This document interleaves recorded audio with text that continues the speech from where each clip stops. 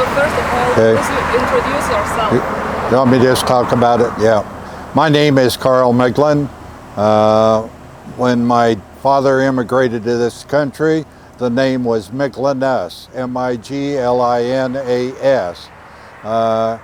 He immigrated in 1906, came to Scranton, Pennsylvania, and from Scranton, Pennsylvania, they came to the Westville area because of jobs, coal mining jobs particularly. He was a coal miner, and he met my mother in 1916.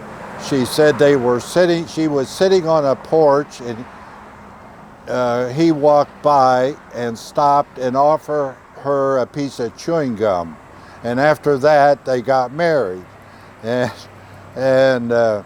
she didn't believe in drinking very much, but the ladies back then went to the cemeteries on Memorial Day to put flowers on the graves all the time.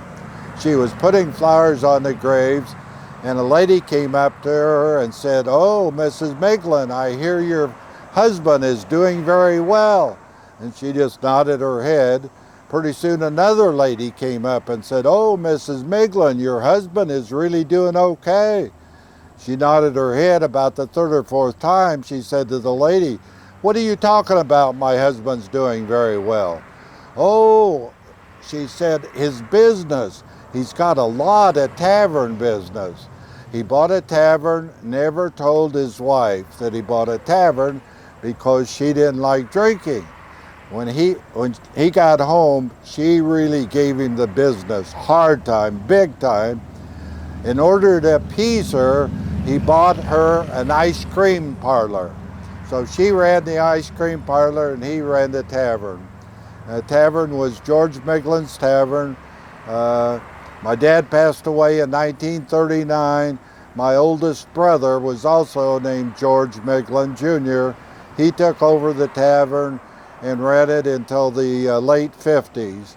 The tavern is still there. The building is still there, now known as Julie's Tavern in Westville.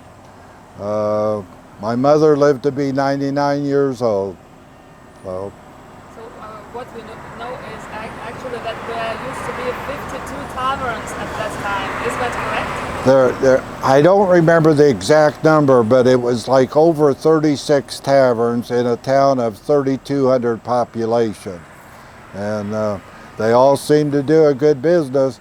When the miners came home from the mine, they had lunch buckets they carried with them. It was a round bucket. Of course, they'd emptied out their lunch, but they stopped at the tavern and filled up their bucket with beer as they were on their way home. So almost all of them did that, which was popular with the tavern owners. And what is it now to live in Westville? How do you see it now in perspective of what you have just told us and what situation we have now? Well, the town had 3,200 population 50 years ago. It's got 3,300 population now. So people-wise, it's not changed very much. I have not lived in the town for probably 50 years, so I don't know exactly what's going on, but most of the businesses that existed 50 years ago don't exist anymore. The new stores have come in. Lato's hardware store has existed for a long, long time. Still going strong. I don't know if they call the sections of town. The town had section names like Sardine Patch and Klondike and South End. And if you were from Sardine Patch, that was the best place to be from in town because that's where the Lithuanians were.